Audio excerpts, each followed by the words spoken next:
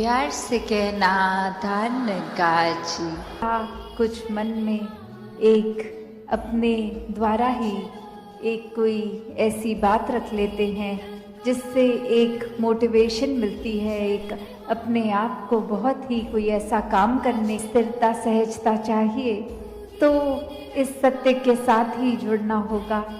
और वो सत्य ये ब्रह्म ज्ञान कि हर समय ये परमात्मा का एहसास, इसको पहले जानकर फिर इसको एक इस पर पूरा विश्वास होना और विश्वास के साथ ही जीवन में भक्ति और आनंद आना। कैसे फिर जीवन में इस प्रभु के प्रति वो प्रेमा भक्ति की अवस्था एक हमेशा के लिए। फिर कोई भक्ति में ये नहीं कहा जाता कि दुनियावी काम छोड़ दो, एक जो भी एक साधन है जीविका कमाने का उसको त्याग दो, कहीं दूर चले जाओ, एकांत में चले जाओ। नहीं, एक एकांत में एक समाज से कट के उस तरह भक्ति नहीं, समाज घर परिवार में रह के भक्ति करना। हर एक परमात्मा की रचना, हर एक इंसान, चाहे वो घर के मेंबर्स हों या फिर कोई दोस्त या फिर कोई अजनबी, तो कैसे हर एक में जहाँ परमात्मा है, हर एक में उस परमात्मा का वास है, तो ये परमात्मा हर एक में देखा जा सकता है। तो वो उससे इसकी दूरी ये तय हो जाती है जब साक्षात ब्रह्म ज्ञान द्वारा ये परमात्मा दिखता है, फिर वो कण कण में दिखता है। फिर ये परमात्मा एक हर समय की सच्चाई बन जाती है। बाकी दुनियावी सच्चाइयाँ तो बदलती रहती हैं, कोई भी ऐसी चीज़ नहीं जो सदैव की सच्चाई हो। एक शरीर को भी हम ले तो ये भी बदल जाता है, हमारे सोच ख्याल को लें ये भी बदल जाते हैं, कोई भी तत्व ले लें वो भी अपना रूप बदल लेता है। तो कैसे सिर्फ और सिर्फ ये परमात्मा जो अगर जहाँ पे भी आस्था है, विश्वास है, उस धर्म ग्रंथ को भी पकड़ लें तो वही परिभाषा एक ही कि ये परमात्मा, इसका कोई टुकड़े नहीं कर सकता, ये कोई फॉर्म में नहीं है, ये हर जगह है, शुरू से था और सृष्टि खत्म होने पे ये अंत नहीं है इसका। कैसे ये कोई भी चीज़ से एक कम ज़्यादा नहीं किया जा सकता। तो जो ये सच्चाई को पहचान लेता है, वाक्य में वो अपनी हकीकत भी पहचान लेता है कि एक शरीर से जुड़ी हुई एक शॉर्ट टर्म, एक छोटे, एक कुछ सालों के लिए कम समय की एक सच्चाई नहीं, पर सदैव रहने वाली सच्चाई। कैसे फिर मन परिस्थितियों के साथ एंग्शियस नहीं होता, एक मन में ऐसे ख्याल नहीं आते जो बेचैन कर देते हैं, क्योंकि सब में ही ये परमात्मा का हाथ एक आशीर्वाद रूप ही दिखता है कि अभी अगर ये परिस्थिति आई है तो हमें इस परिस्थिति से क्या सीखना है, हमें अपना कॉन्डक्ट कैसे रखना है। तो हर किसी चीज़ में जब एक हम कण कण से शिक्षा ले लेते हैं तो वाकई ही परमात्मा का एहसास कण कण में हुए, और ये एहसास कोई भी चीज़ से हो सकता है। तो एक बार जब इस परमात्मा से जुड़ गए ब्रह्म ज्ञान द्वारा, तो फिर दुनिया की कोई भी चीज़ फिर एक डामाडोल नहीं करती। फिर सिर्फ एक हम उस चीज़ के मोहताज नहीं रह जाते कि जब जब जीवन में हमारे हिसाब से जीवन चल रहा है तब तो परमात्मा है, वरना एक नहीं कोई हमारे मुताबिक चीज़ चली तो परमात्मा को ही कोसते चले गए। परमात्मा से ये मन की एक शक की बात कि परमात्मा हो भी कि नहीं हो, अगर हो तो हमारी क्यों नहीं सुनते हो, एक हमारे ही शरीर में क्यों तकलीफ दी, एक हमें ही कोई धनहीन क्यों रखा, एक हमें ही ऐसी परेशानियां जीवन के इतने पड़ाव पे इतने लगातार क्यों दी। भक्त तो जानते हैं कि परमात्मा का होना ही सच्चाई है, परमात्मा द्वारा हर पल जीवन का ये प्रसाद रूप है। इसको अब कैसे निभाना है वो हम पे है। एक हमारी चेतनता, उसको प्रयोग में लाना है कि कैसे एक कर्म जहाँ करने की आज़ादी है वहाँ किस तरह चुनाव करना है, कि किस समय में कौन से कर्मों को करना है। और उत्तर बहुत ही सरल कि हम कर्म भी वो करते हैं जो हमारी सोच बन जाती है, जो चरित्र बन जाता है, जो बोली भाषा जैसी बन जाती है। तो बात वही कि जब ये परमात्मा को ही मन में बसाएंगे तो हर पल इसी का शुक्राना होगा, इसी का एहसास होगा और इसी परमात्मा के ऊपर जीवन आधारित होगा तो कर्म भी बहुत पावन बन जाएंगे। एक पूरी दुनिया के लिए एक दिल से सेवा होगी, एक पूरी दुनिया के लिए जीवन बीतेंगे। जो रंग जाते हैं वो खुद ब खुद बदल जाते हैं। एक सामाजिक रूप से चाहे रहन सहन वैसा ही रहेगा जैसे ये परमात्मा के प्यार से पहले का था। वो एक शक्ल आकार सब सेम रहेगा, सिर्फ और सिर्फ जो बदला जाएगा वो मन के भाव बदलते हैं। तो ऐसा ही बदलाव हर किसी के जीवन में मुबारक बदलाव होता है कि ये एक संसार में जितने भी अलग अलग प्रकार के चाहे इंसानों के साथ मुलाकात होनी और वो एक अलग अलग कल्चर बैकग्राउंड, दिखने में अलग, खान पान अलग, सब तरह से वो एक डाइवर्सिटी रूप और कैसे वो होने के बावजूद भी सब परमात्मा के साथ जो एकत्व के बंधन में हैं, तो हर एक को एक दूसरे में परमात्मा ही नज़र आता है। और कैसे फिर एक ये एकत्व ही दिल पे हर समय का, और उससे फिर कोई किसी में फ़र्क नहीं दिखता, कोई ऊंच नीच जाति पाति प्रांति कुछ भी फ़र्क नहीं, सब अपने हैं, सब ही पूजनीय हैं।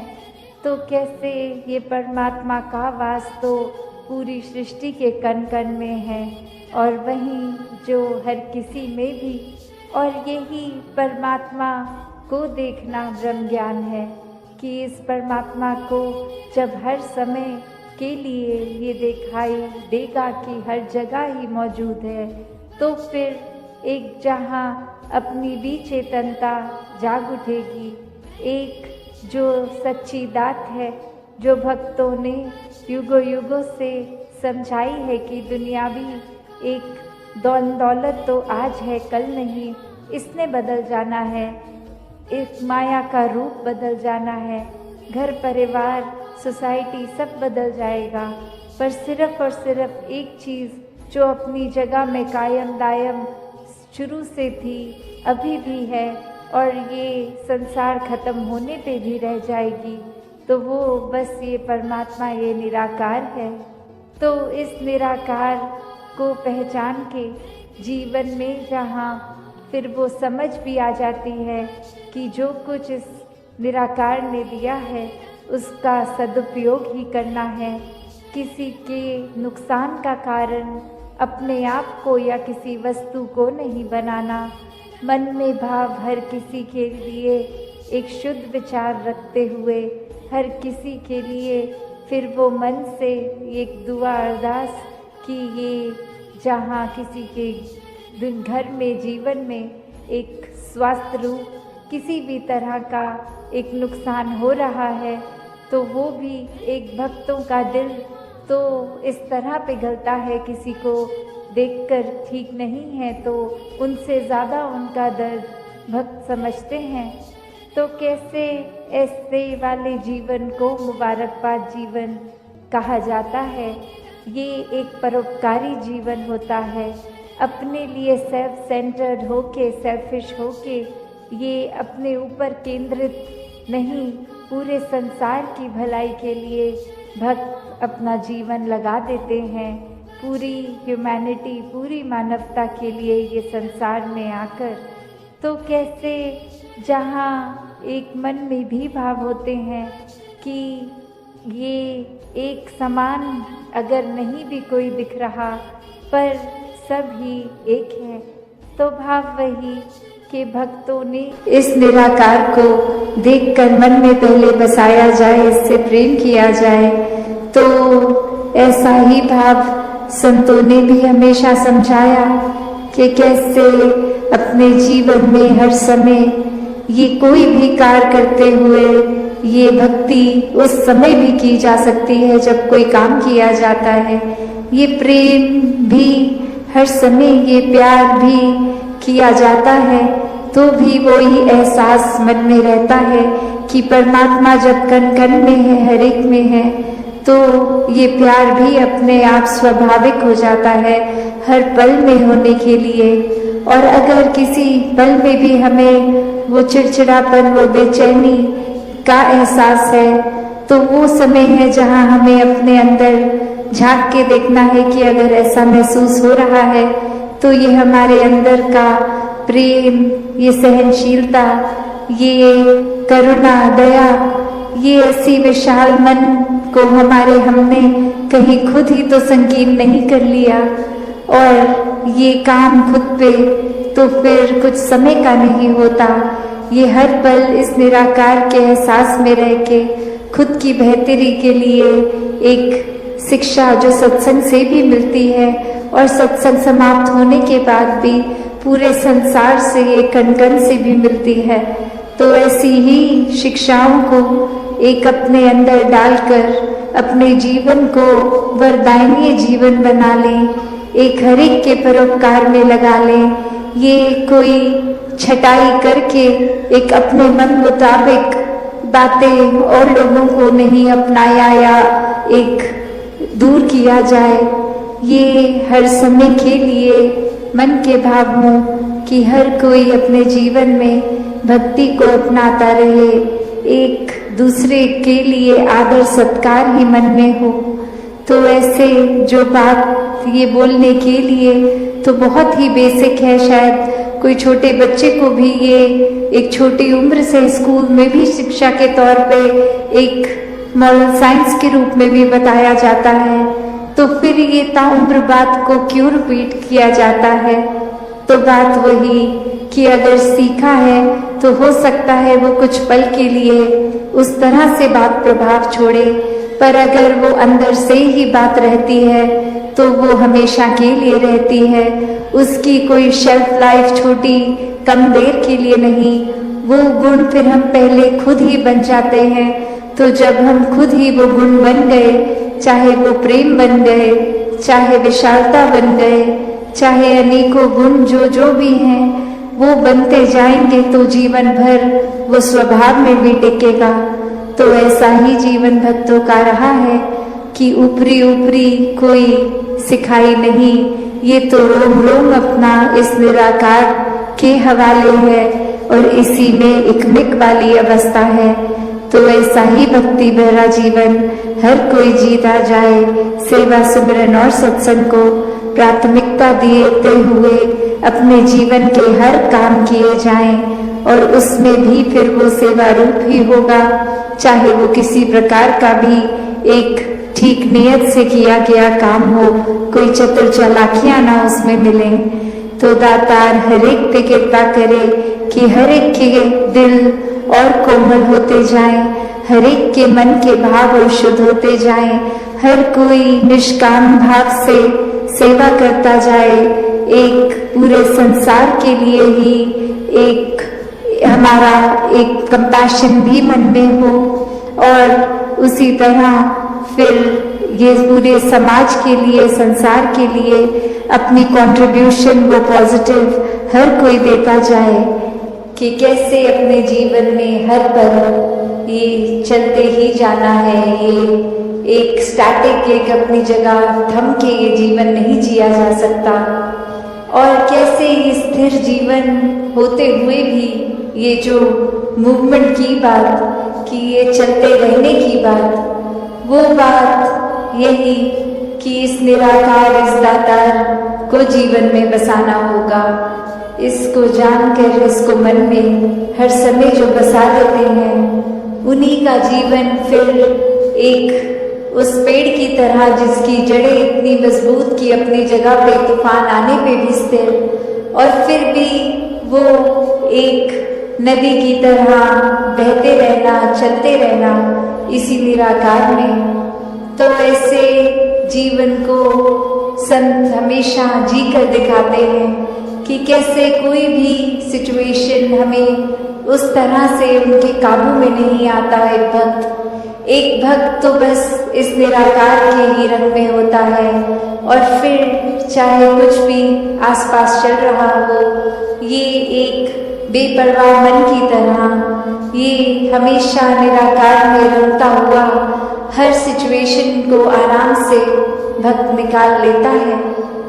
तो एक कहानी भी दासी ने एक बार पढ़ी, जहाँ एक जगह पर एक इंसान को पता लगता है कि यहाँ कोई बहुत ही एक वाइज इंसान एक आए हैं जो बहुत ही एक सूझवान है, और उनके पास जाकर वो कहते हैं कि आपको मुझे पता है बहुत और भी मिलने आ रहे हैं, मैं ज़्यादा समय नहीं लूँगा, बस एक ऐसी कोई शिक्षा जो आप जीवन में कोई मुझे 1-8 मिनट में देकर समय बचा ले, अपना भी और हमारा भी।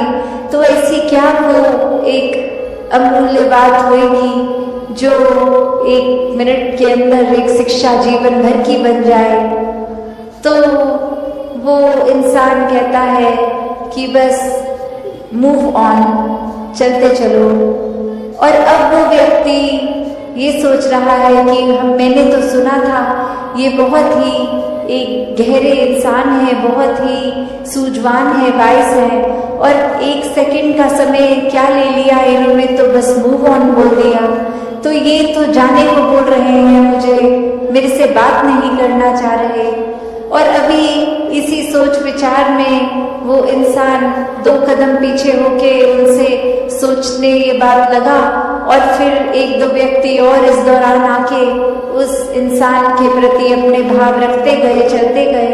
और अब वो इंसान वहीं उस बात में अटक गया कि ये मुझे जाने को क्यों कह रहे हैं, और फिर से एक बार हिम्मत करके कहते कि अब ये आपने जो बात कही थी, ये बात आपने मुझे क्या कहा था कि मैं चला जाऊं, ये मूव ऑन करने की बात। और अब वो बुजुर्ग कहते हैं कि आप तो मेरी उस बात से भी अभी तक मूव ऑन नहीं हो पाए। तो ये कंपैरिजन्स, ये तुलना जीवन में अक्सर हर दिन ही कहीं ना कहीं दिमाग में आ जाती है।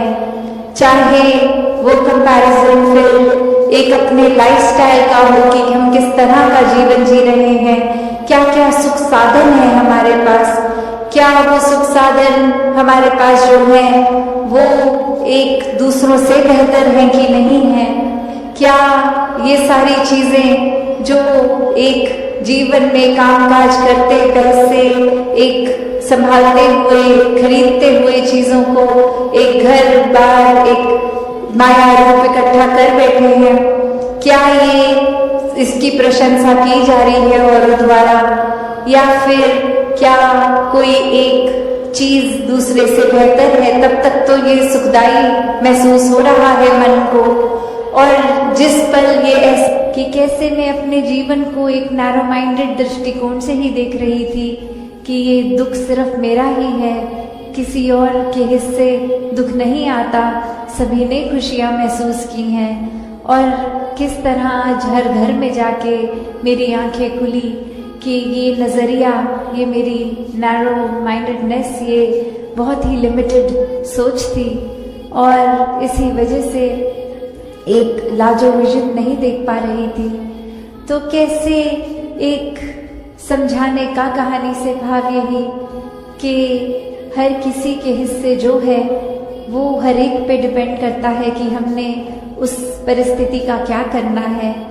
एक हर एक के पास एक जैसी चीज़ आई है अगर, तो जो समय जीवन का मिला है, ये श्वासें मिली हैं, इसको एक प्यार के साथ काटनी है, एक सहज हो के स्थिर मन के साथ रहना है, या फिर एक बेचैनी में ही जीवन काट देना है, एक नफरतों में, उलझनों में रहकर ही एक खुद के ऊपर और ऐसे बंधन बांध लेने हैं कि फिर खुल के सांस भी नहीं आ पाई। फिर तो एक दिल से दूसरे दिल तक ये रास्ता भी नहीं। एक खुद को दीवारों में इतना बांध लिया कि हर कोई फिर ऐसा दिखता है कि ये इंसान से प्यार नहीं हो सकता, इस इंसान के प्रति हम कुछ ऐसा महसूस नहीं कर सकते, ये इंसान तो सिर्फ एक कमियों का भरा हुआ है। तो बात वही जो हमेशा ने से संतों ने समझाई कि कमियां अगर देखनी ही हैं तो खुद में देखो, खुद को संवारो, और फिर ये नज़रिया ऐसा बन जाएगा कि हर कोई ही बहुत ही प्यारा अपना खुद का एक रिफ्लेक्ट। साथ संगत जी, प्यार से कहना धन्यकार जी। आज समागम के ये सेवा की शुरुआत रूप में, जहाँ सभी अब आने वाले दिनों में जो योगदान देंगे और ये उत्साह मन में हर एक का कि ये एक भाव श्रद्धा के एक और महापुरुषों के प्रति भी कि यहाँ ग्राउंड में जो भी आए एक राहत पाए, सुकून पाए, एक जीवन में हर एक के निराकार और ज़्यादा गहरा प्रभाव, एक एहसास निराकार का और बढ़े। तो ये जो भाव, चाहे हर एक ने कोशिश करके यहाँ सेवा में आके योगदान देना है, पर किसी वजह से अगर कोई नहीं भी आ पा रहा तो उन्होंने भी मन छोटा नहीं करना। ये सेवा तो एक भाव है, मन से एक अरदास, एक ये रूप। तो कैसे हर एक ने जहाँ एक समागम के प्रति जो रुझाव अभी है वो बाकी का साल भी पूरे एक मन के भाव वैसे ही होने चाहिए कि एक सत्संग जाया जाए, संतों के दर्शन करके उनकी वाणी को जीवन में अपनाया जाए, एक दूसरे के चरणों पे अपना सर रख के ये अहंकार रूप सजा जाए, हर एक में ये परमात्मा, ये निराकार ही नजर आए। तो ऐसे भाव संतों ने हमेशा जब जब भी जिक्र किया, साथ ही एक निराकार को मन में हर समय के लिए बसाने के लिए ये सेवा, सुमिरन और सत्संग, और वहीं जो अभी सेवा का आज बार बार जिक्र, और साथ में ही ये शब्द भी कि अपनी इच्छा उस सेवा में ना डाली जाए, एक ये निरीक्षित रूप सेवा का। क्योंकि अक्सर हम ऐसा भी देखते हैं कि कुछ दुनियावी रूप में किसी एक फील्ड को हम अगर बिलोंग करते हैं, कोई नॉलेज रूप किसी में एक ज़्यादा होता है, तो अक्सर कोशिश रहती है कि हम सेवा के समय भी उसको इम्प्लीमेंट करवाएं। एक वो हमारी नॉलेज है तो हम वो काम ज़रूर करवा दें।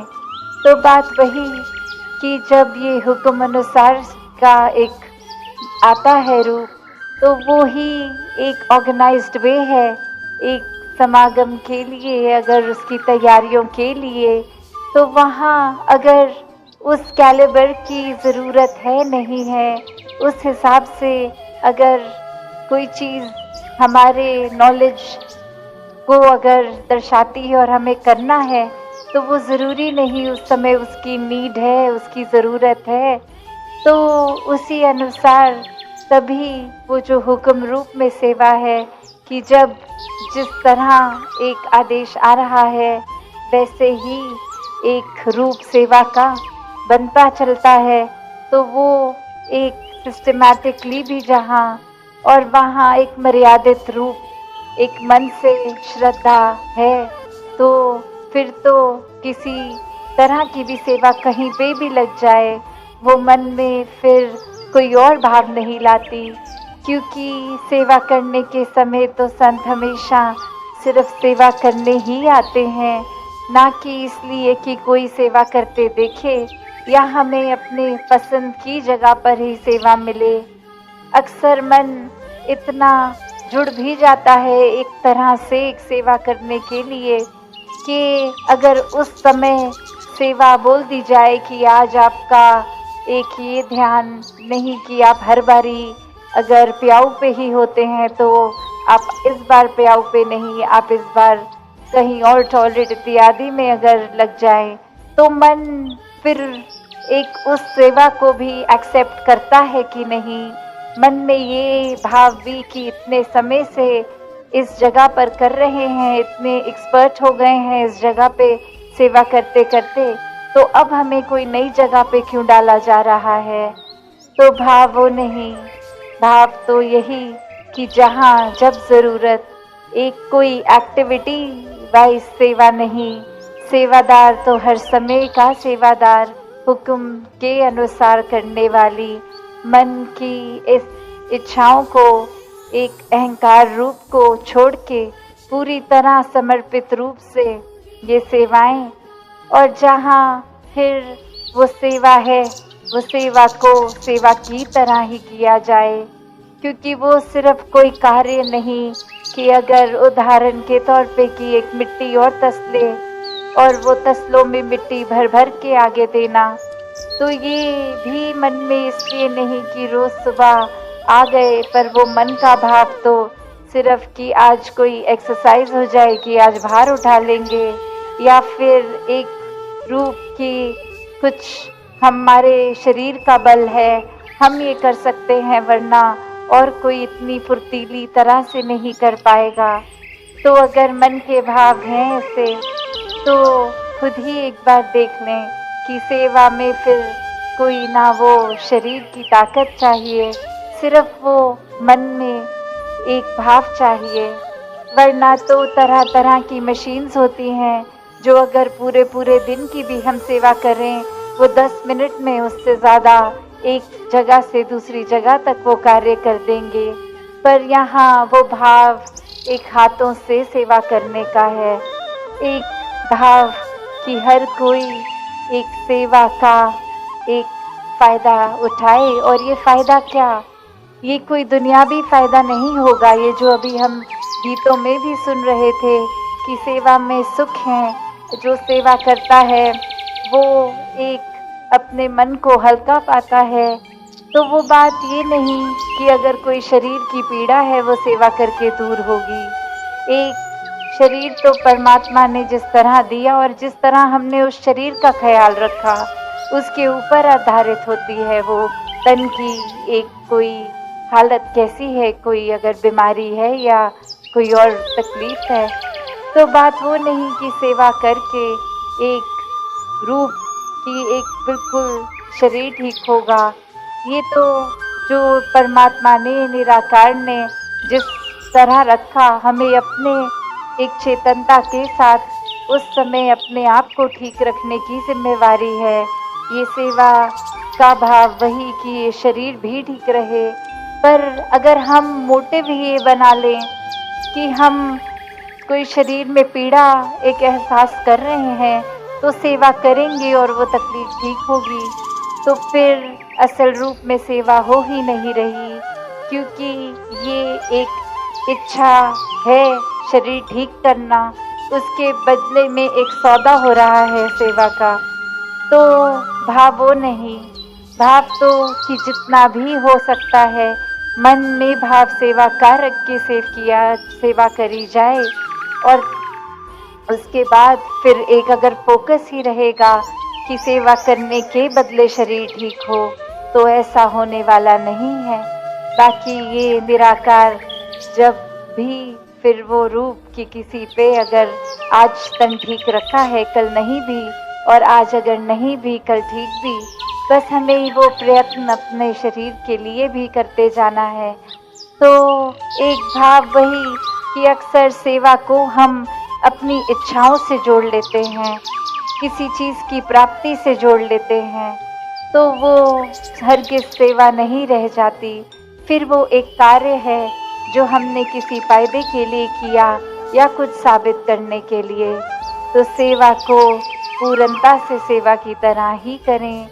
और वो जो अक्सर बात आती है कि ये तन मन धन की बात सेवा में, कि ये शरीर तो एक करेगा सेवा, पर उससे ज़्यादा ज़रूरी ये मन को सेवा में होना चाहिए। ये प्रेजेंस एक सिर्फ शरीर की नहीं, एक उस समय भी अगर ड्यूटी पे हैं या सत्संग सुन रहे हैं या कहीं पे भी सेवा है, तो एक मन के भाव कि हम मन कहाँ है हमारा, उस समय उस सेवा में है या नहीं, हम चेतन होके खड़े हैं कि नहीं। एक अपना कोई इस तरह मैकेनिकल रूप, एक ऑटो पायलट पे नहीं कि ये कर रहे हैं तो करते जा रहे हैं। वो अलर्टनेस, वो चेतनता होनी ज़रूरी है, क्योंकि ये सेवाएं जहाँ मन से तो एक श्रद्धा से तो निभा रहे हैं, पर उस समय एक खास करके जब सेवा दल की वर्दी में है तो एक जिम्मेवारी और बढ़ जाती है कि अब ये और ज़्यादा फुली प्रेजेंट होना है, पूरी तरह उपस्थित होना है।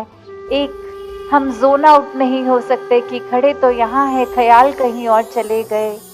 तो कैसे हर समय एक सेवा के दौरान खास करके पूरे ही एक अपने आप को मन से भी, एक दिमाग से भी पूरी तरह उपस्थित रखें, तभी वो एक पूर्णता से, एक अच्छे रूप से सेवा हो सकती है। वरना तो फिर भाव वही कि आए, वर्दी भी डाली, एक जगह पे खड़े भी हो गए, बैठ गए जो आदेश जैसे, पर उस समय क्या करना था वो तो किया नहीं। किस वजह से इस जगह, इस पर्टिकुलर जगह पे ड्यूटी लगी, वो तो कार्य किया नहीं, बस इधर उधर देख के चले गए, तो भी वो बात उस तरह पूर्ण नहीं सेवा को कहलाई जाएगी। तो कैसे ये सिर्फ सेवा का भाव आगे आने वाले ग्राउंड में भी, जहाँ कैसी भी वो सेवा होती है, अक्सर वही कि इसमें कोई एज बैरियर नहीं है, इसमें कोई और तरह के फर्क नहीं है, बस अपने आप को एक हमें अवेलेबल रखना है। ये दुनियावी कामकाज किस तरह से घर गृहस्थी को भी मैनेज करना है, ये नहीं कि अगर घर पे कुछ ज़रूरी चीज़ है और उसको छोड़ के उस समय आना, तो कैसे इस तरह अपने टाइम को मैनेज करें कि घर, दफ्तर, स्कूल इत्यादि सब भी एक साथ साथ चलता रहे कार्य, और एक समय अलग से निकाल कर भी सेवा पर यहाँ आके ग्राउंड में की जाए। फिर वो सेवा चाहे किसी दिन लंगर में हो या किसी दिन तसलों पे हो या कोई भी तरह की, तो कैसे अपने मन को सिर्फ इस सेवा के साथ हम किस चीज़ से जोड़ रहे हैं, ये सेवा करने के पीछे उद्देश्य क्या है। एक खाली मन से जब हम ये करेंगे सेवा, तो फिर वो यही है कि यहाँ अहंकार नहीं तो हम करता नहीं हुए, और करता नहीं तो हम कुछ कर ही नहीं रहे, और कुछ कर ही नहीं रहे तो फिर वो परमात्मा ने ही करवाया तो हुआ। तो बात यही कि सेवा भी एक निराकार से और जोड़ेगी, वरना ऐसा कोई काम नहीं कि हम नहीं करेंगे तो नहीं होगा वो कार्य। तो बस ये दातार ने मौका बख्शा सेवा का, तो इसको पूर्णता से अपनी झोली में डालें, इसको पूरा सदुपयोग करते हुए समय का एक सेवा भाव को मन में रख के ये सेवाएं भी निभाई जाएं। तो हर किसी के जीवन में जहां आने वाले दिनों में ये सेवा का अनगिनत मौके, और उसको संभाल करते हुए उसको भी फॉर ग्रांटेड नहीं लेना, क्योंकि कभी भी ऐसी कोई परिस्थिति आ जाती है कि हम अगर आलस कर बैठे कि आज सेवा पे नहीं जाते, कल चले जाएंगे, तो क्या पता कल दातार ने लिखा भी है कि नहीं। तो कैसे एक हर समय पूर्णता से सदुपयोग करते हुए एक कभी भी एक भी पल को उस तरह नहीं लेना कि ये तो कोई बात नहीं, फिर मिल जाएगा मौका। तो अभी जो दातार ने बख्शा है मौका, उसी में जिएं, उसी के साथ इसी के रंग में रंग के जिए। तो दासी और समय ना लेके इन्हीं शब्दों से आज्ञा लेगी। सात संगत जी, धन्यवाद। युगों पहले भी दोनों ही पहलू साथ साथ चलते आ रहे थे। सत्संग से मुख मोड़ने वाले और सत्य की तरफ मुख करने वाले। एक आठों पहर इसका दीदार करने वाले और आठों पहर संसार में गलतान रहने वाले। ये हमेशा ही ये प्रवृत्तियां भिन्न भिन्न रही हैं, ये फितरत भिन्न भिन्न रही है, ये रुचि भिन्न भिन्न रही है। एक सांसारिक रुचियां हैं। अक्सर इंसान जो सुबह से रात तक सांसारिक की सोच रखता है, उसकी रुचि उस तरफ होती है। अक्सर हम बच्चों के बारे में कहते हैं कि बच्चे की रुचि खेलने की तरफ है, इस बच्चे की रुचि पढ़ाई की तरफ है। ये बच्चा जब भी समय मिलता है किताब उठा लेता है, पढ़ाई करने लग पड़ता है। और ये बच्चा जो है ये हर वक्त खेल में इसका ध्यान रहता है, इसीलिए ये कमज़ोर पढ़ाई में पड़ जाता है। यानी कि किसी को कड़वा खाने की रुचि है, किसी को मीठा खाने की रुचि है, कोई संसार के स्वाद ही सब कुछ मानता है और कोई इस बंदगी का लुत्फ लेता है। तो इसलिए दोनों की भिन्नताएं हैं, इसलिए इनका मार्ग और उनका मार्ग और कि दोनों के मार्ग भिन्न हैं, दोनों की अवस्था भिन्न है, दोनों की सोच भिन्न है।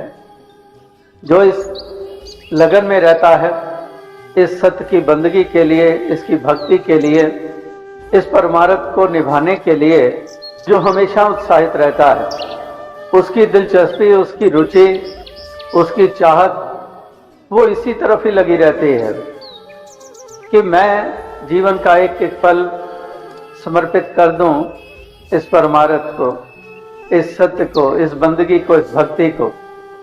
कोई पल ऐसा ना आए जो इस भक्ति से हटकर मेरे वो श्वास बीते, वो पल बीते।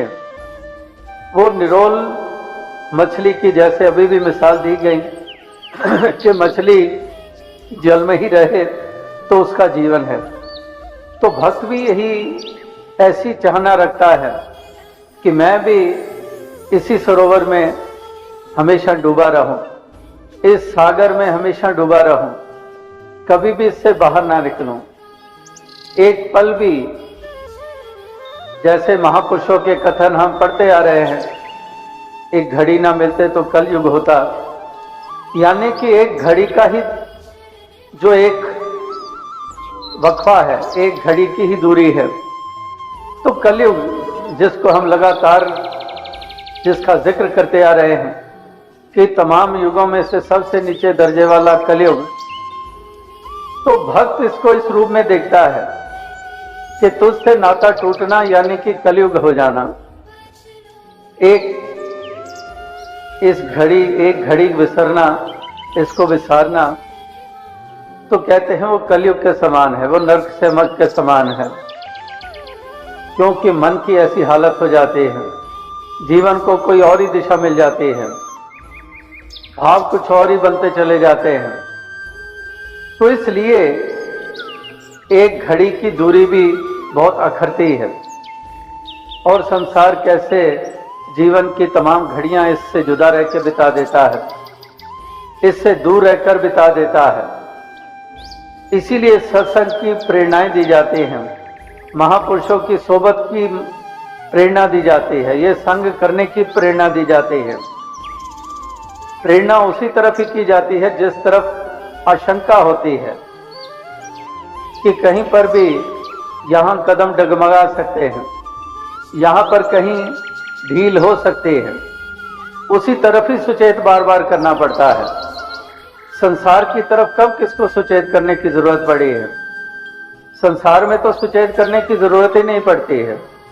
जब भी जरूरत पड़ी है सत्संग की तरफ प्रेरित करने की जरूरत पड़ी है, परमार्थ की तरफ, भक्ति की तरफ, सेवा की तरफ, इस तरफ जरूरत पड़ी है। अगर ये भी सहज से हो पाता तो फिर जरूरत ही नहीं थी। कतई जरूरत नहीं थी कि ऐसे प्रेरणादायक शब्दों का इस्तेमाल किया जाए कि हम सत्संग करें, हम सेवा करें, हम सिमरन करें, हम परमार्थ पर चलें, हम नेकी से जीवन जिएं, हम ऊंचे इखलाक वाले बने। अगर ये सहज में ही हो जाता तो वो तो फिर हर इंसान इस धरती पे बसने वाला वो वाकई ऐसी एक अवस्था में आ चुका होता। तो इसलिए महापुरुष संतजन यही सुचेत करते हैं, जैसे बच्चों को सुचेत करते हैं कि बच्चे तू पूरी मेहनत कर, तू पूरा इस तरफ ध्यान दे, वरना तो ये कंपटीशन का युग है। बहुत से पड़े हुए हैं जो बाजी ले जाएंगे, तो तूने भी अगर उसी कतार में खड़े होना है बाजी ले जाने वालों में, तो तुझे इस तरफ आलस नहीं करना होगा, तुझे चेतन रहना होगा। तो इसी तरह से जब दुनियावी लिहाज से ये चेतनता प्रदान की जाती है, इसी प्रकार से ये परमार्थ की तरफ ये चेतनता प्रदान की जाती है कि कहीं पर इस परमार्थ की तरफ आलस आ गया तो पिछड़ जाओगे, कि यहाँ पर फिर पिछड़ना ही हो जाता है, फिर कहीं दूर निकल जाते हैं। तो इसलिए दूर ना निकल जाएं, पिछड़ ना जाएं, हम हमेशा ही पहली कतार में रहें। पहली कतार का मतलब कि जो इस तरफ कदम बढ़ाता है वो हर कोई पहली कतार वाला ही होता है। तो इसलिए पहली कतार का मतलब ये नहीं कि जो सबसे आगे बैठे होते हैं या सबसे आगे खड़े होते हैं वही पहली कतार वाले होते हैं। जो भी इस भाव से युक्त होता है वो सबसे पीछे ही क्यों ना बैठा हो, वो पहली कतार वाला ही होता है। जैसे दास अक्सर ये पहले भी मिसाल दिया करता था कि वाकई ही ऊंचा वो नहीं कि मंच पे ऊपर बैठा हुआ है, अगर दरी पे बैठा हुआ है, जोड़ों में बैठा हुआ है, भाव उसके उत्तम है, तो वो भी ऐसे ही है जैसे कि वो मंच के ऊपर बैठा हुआ है, उसकी अपनी ऊंचाई है। अगर मंच पे जिम्मेदारी दी जाती है, वो भी अपने आप को चरणों का दास मान रहा है, मनोवृत्ति सत्संग की तरफ लगी हुई है, अपने आप को बूंद और अपने आप को अदना मान के चल रहा है, तो वाकई उसका उस कारण रुतबा ऊंचा है, कोई और दुनियावी रुतबे के कारण नहीं है, कोई और विशेष जिम्मेदारी मिल जाने के कारण नहीं है। रुतबा वही है ऊंचा जहां पर ऊंची सोच है, जहां पर ये ज्योत जगी हुई है, जहां पर भावनाओं में उत्तमता है, जहां मन की निर्मलता है, जहां पर आदर और सत्कार के भाव हैं, वहां पर ही वो ऊंचाई हुआ करती है। तो इसलिए भक्तजन, महापुरुष, संतजन इस भाव से युक्त होकर भी अपने परमार्थ के रास्ते पे चलते चले जाते हैं। ये बंदगी उपासना ये करते चले जाते हैं, ये सच्ची प्रीत निभाते चले जाते हैं और यही प्रार्थना अरदास करते हैं कि दातार ऐसी कृपा कर कि हम हमेशा ही आठों पहर तुझ संग ये मन का नाता जोड़े रखें, कि तेरे संग ही ये नाता हमेशा जुड़ा रहे, ये कोई और बाकी बचे ही ना, कोई स्थान रिक्त ही ना रहे, कोई ऐसी खला बीच में ना रहे, कोई बीच में कोई ऐसी जगह ही ना रहे जहां पर कुछ और भाव को स्थान दे पाऊं। मेरी प्राथमिकता, मेरा ध्यान इसी तरफ रहे। तो ये महापुरुष संतजन इसीलिए कदम कदम पर सुचेत करते हैं, कदम कदम पर एहसास कराते हैं कि इंसान तेरी बहकी हुई चाल, तेरी भटकी हुई चाल, ये तेरे लिए और औरों के लिए नुकसान का कारण है। तू अपनी चाल संभाल ले, तू अपना रुख, अपना मुख उस और कर ले जिस तरफ रुख करने से तेरा भी उद्धार होगा और तेरे द्वारा दूसरों को भी सुख मिलेगा। तो इसलिए महापुरुषों ने कदम कदम पर इसको चेतनता दी है, कदम कदम पर जागृति दी है, कदम कदम पर एहसास कराया है कि इंसान जरा ठहर और सुन और समझ कि वाकई ही तेरा जीवन किस तरह से, किस प्रकार से जिया जा रहा है, तू किस तरफ तू अपने कदमों को बढ़ा रहा है। तो जिसके कारण तेरा कल्याण होना है, जिसके कारण तेरी शोभा बननी है, जिसके कारण तेरा रुतबा बुलंद होना है, जिसके कारण आनंद का पात्र बनेगा, जिसके कारण तेरी आत्मा आवागमन के बंधन से निजात पाएगी, तो क्यों ना तो उस रास्ते पे चल निकले। इसीलिए महापुरुष उसी रास्ते पे चलने के लिए प्रेरणा देते हैं। महापुरुषों की चाहत कुछ और थी, वलियों गुरु पीर पैगंबरों की प्रेरणाएं कुछ और थी, लेकिन इंसान ने उन सब की तरफ पीठ कर लिया और ये विपरीत दिशा की तरफ चल निकला है। तो इसलिए महापुरुष संत जन चाहते हैं कि संसार भर का उद्धार हो, हर इंसान का कल्याण हो, हर इंसान प्रभु की उत्तम रचना होने की पहचान बनाए। जो महापुरुषों ने कहा कि तमाम योनियों में से ये श्रेष्ठ योनि वाला ये इंसानी योनि है, तो वाकई वो अपनी पहचान बनाए इस रूप में कि वाकई उत्तम जन्म में आया है। जिस जन्म को पाना हीरे जैसा अमोलक जन्म माना गया है, लेकिन यही इंसान की जब नादानी हो जाती है तो यही हीरे वाला जन्म कौड़ी वाला जीवन बन जाता है। इसीलिए कहते हैं कि हीरे जैसा जन्म है, कौड़ी बदले जाए। ये कौड़ियों के भाव चला जाता है। हीरे जैसा जन्म तो था, लेकिन कौड़ियों के भाव चला गया। तो इसीलिए महापुरुष संतों का कथन ये युगों युगों से यही रहा है कि इंसान तो अपना उद्धार कर ले, तो अपना कल्याण कर ले, तो मालिक खालिक से अपना नाता जोड़ ले, ये सच की प्राप्ति कर ले, ये सत्य का बोध हासिल कर ले, और सत्य का बोध हासिल करके तो अपना मुख उजला कर ले। ये सत्य का बोध हासिल करके जन्मों जन्मों की भटकन से निजात प्राप्त कर ले, आत्मा को मोक्ष और मुक्ति प्रदान कर ले। तो यही महापुरुष संत जनों की प्रेरणाएं रही हैं और आज भी महापुरुष उसी तरफ ही प्रेरित कर रहे हैं कि इंसानों जरा गौर करो, जरा सोचो विचारो। ये जीवन केवल खाने पीने सोने के लिए नहीं है, ये केवल विलासों के लिए नहीं है, ये केवल भोग के लिए नहीं है, ये केवल तृष्णाओं की पूर्ति के लिए नहीं है, ये केवल तेरे मेरे के लिए नहीं है। इस जीवन का बहुत महत्व है। ये मानव जन्म दुर्लभ है, होत न बारंबार। जो बन फल पाके बोई गिरे बौर न लागे डाल। ये जन्म ऐसा है कि फल टहनी से डाल से टूट कर गिर जाता है तो लाख कोशिश करो वो टहनी से वापस नहीं लग पाता। इसी तरह से ये जन्म तुम्हारा बहुत दुर्लभ है, बहुत अमोलक जन्म है। इसकी कदर कर लो, अपनी सांसों की कदर कर लो, इन घड़ियों की कदर कर लो। बेकदरे ना बनो। अगर बेकदरे बनोगे तो तुम्हारी भी कदर जाती रही। तुम्हारी भी कदर इसीलिए होगी जब तुम श्वासों की, जीवन की इन उत्तम पहलुओं की कदर करोगे तो तुम कदर वाले बनोगे।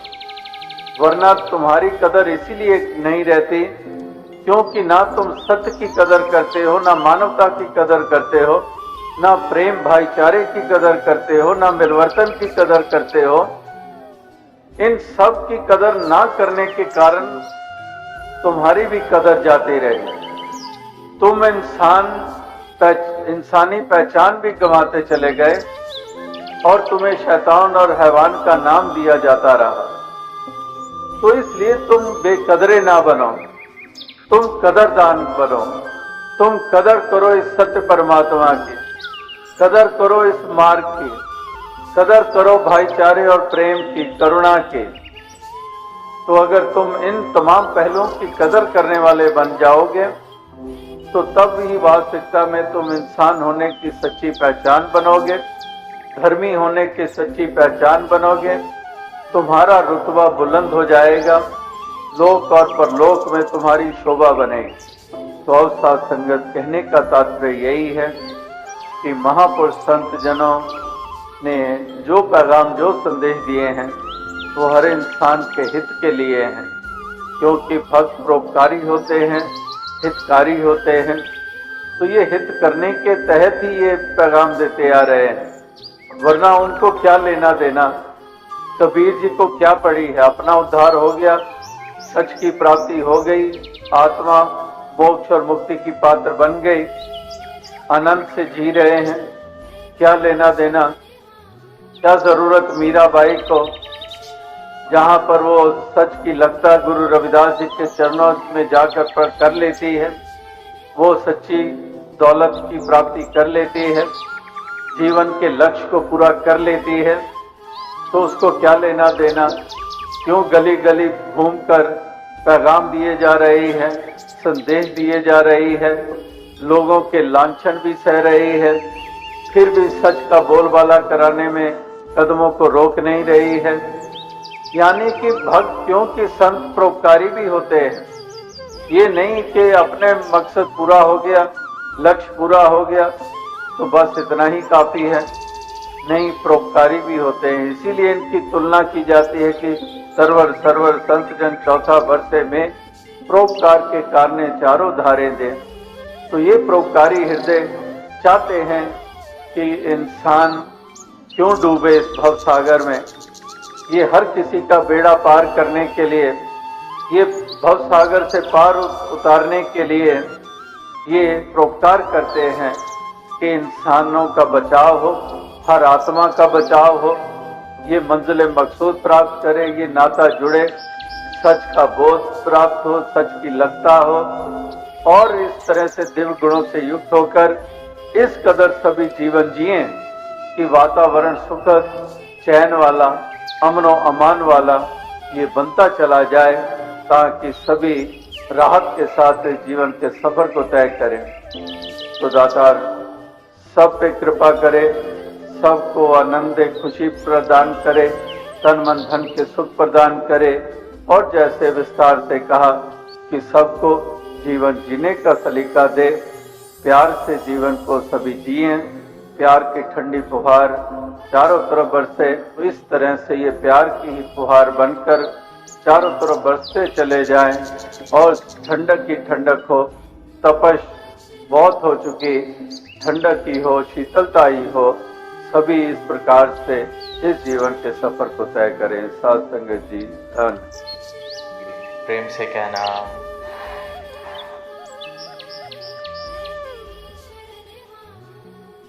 ये भव्य नज़ारा आज देखने को मिल रहा है, और कहाँ हम सभी जानते हैं कि ये जो पिछले 4 दिनों से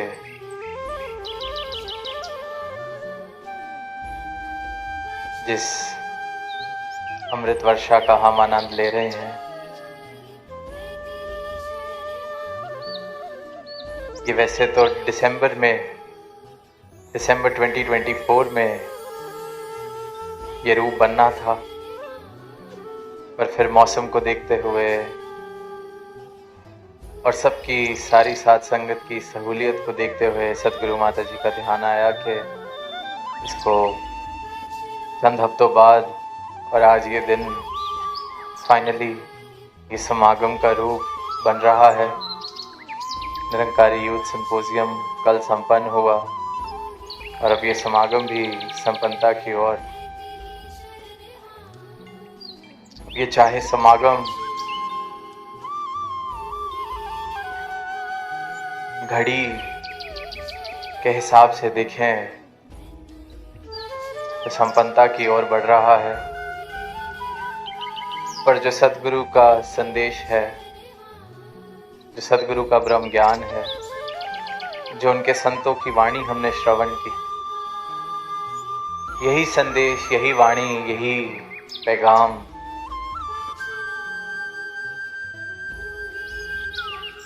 जीवन में जागृति की शुरुआत करता है।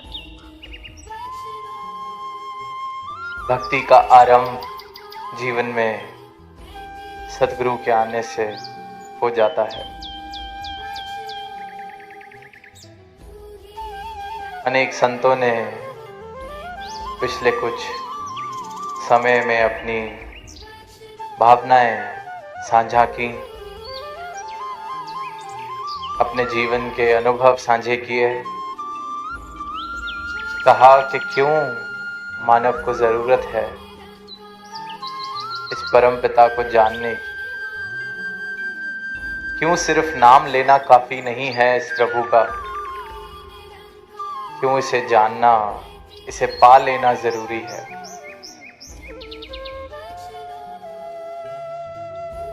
इस भ्रम में मानव जीता न रह जाए कि परमात्मा को पाया नहीं जा सकता। इस भ्रम में मानव जीता ना रह जाए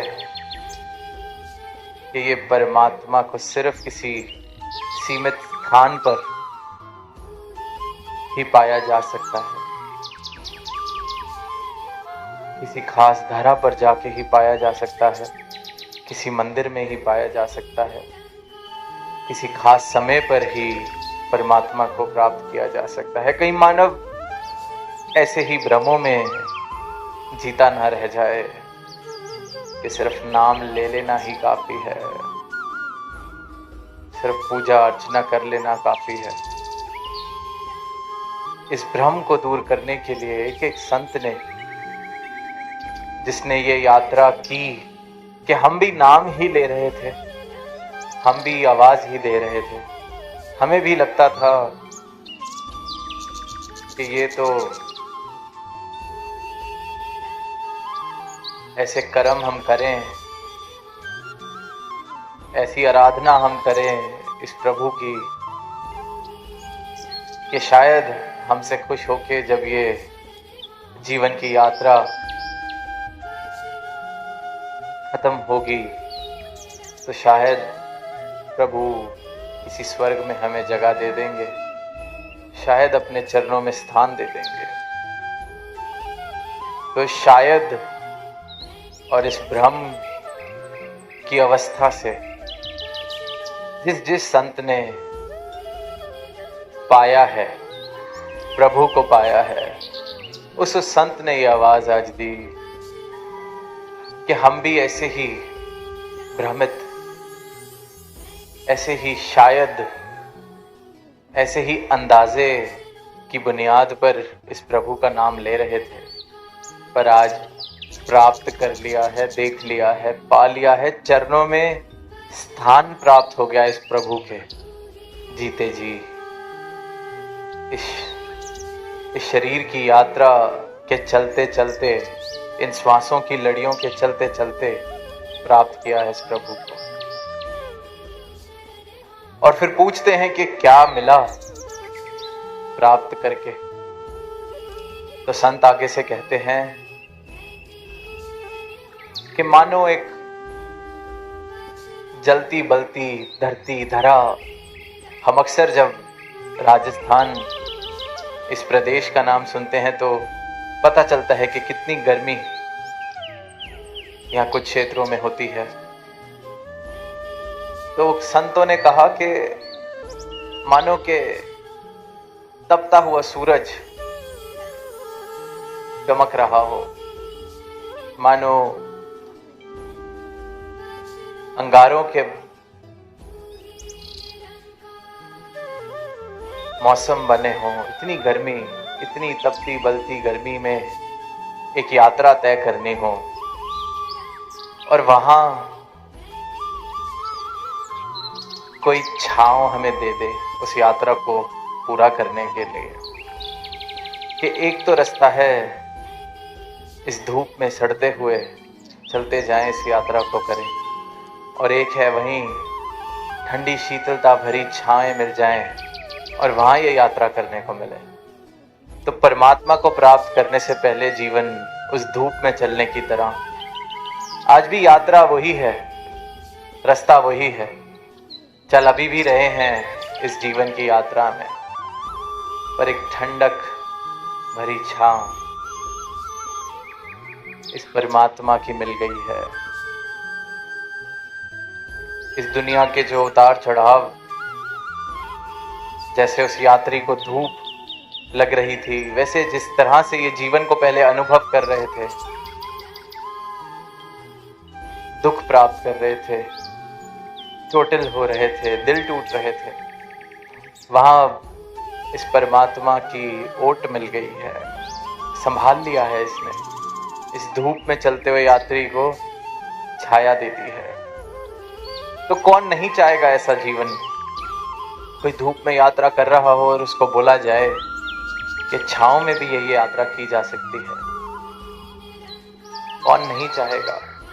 चलना तो है ही, चल रहे हैं, पर साथ कोई बोले कि छाया में चल सकते हैं, धूप में सड़ने की जरूरत नहीं। और यही एक पैगाम, संदेश संत दे रहे हैं मानवता को कि क्यों नफरत की, वैर की, ईर्ष्या की दीवारें बनाकर,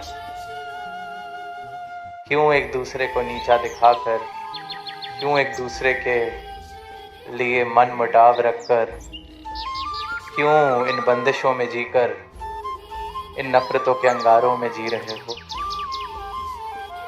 क्यों इतना खूबसूरत जीवन इस तरह से सड़ता हुआ जीवन बना रहे हो? ये ठंडी छाया, परमात्मा की ठंडी छाया मेरा सदगुरु दे रहा है, आप भी प्राप्त कर लीजिए, अपना जीवन सुंदर कर लीजिए, ठंडक प्राप्त कर लीजिए। कोई ज़रूरत नहीं है इस नफरत की आग में जलने की, कोई ज़रूरत नहीं है अंधकार में ये जीवन व्यतीत करने की। बस ये छाया जिसको मिल जाती है उसे सब प्राप्त हो जाता है। यात्रा जीवन की आसान हो जाती है, क्योंकि सुकून हमने शब्द सुना, आनंद हमने शब्द सुना, वो अवस्था मेरी बन जाती है। मुझे समझ आ जाता है कि ये शरीर मैं नहीं हूँ, मेरा अस्तित्व, ये जो मेरा कुल, कुटुंब, शरीर, परिवार, मेरी उपलब्धियाँ, मुझे कितने लोग जानते हैं, कितने लोग मुझे सलाम करते हैं, ये कोई पैमाना नहीं है मेरे अस्तित्व का। मेरा मूल मुझे मिल गया है, मुझे समझ आ गया है, मन तू ज्योत स्वरूप है, अपना मूल पहचान। मेरा मन राजी हो गया है, इनके चरणों में समर्पित हो गया है। और जब मैं इस परमात्मा को जान लेता हूं तो मुझे अपनी पहचान भी हो जाती है। उस परमात्मा को जानने से पहले जो मैं एक जीवन जी रहा था, जहां सिर्फ निराशा, जितना मिल जाए, जितना उपलब्धियां हो जाएं, उसके बावजूद भी निराशा, जितना मिल जाए उसके बाद भी ऐसे लगता है कि ये कंगालता वाला जीवन, कितनी कमियां हैं। ऐसा जीवन जो मैं जी रहा था, सब कुछ हासिल होके भी लगता था कि ये कैसा हासिल करना हुआ। चैन के 2 पल नहीं, सुकून के 2 पल नहीं, 2 दिन की शांति मिलती है कुछ प्राप्त करके, फिर ऐसे लगता है कि मानो कुछ हासिल ही नहीं किया। दुनियावी दौलत हासिल करके भी क्यों ऐसा मुझे लगता है कि मैं निर्धन हूं।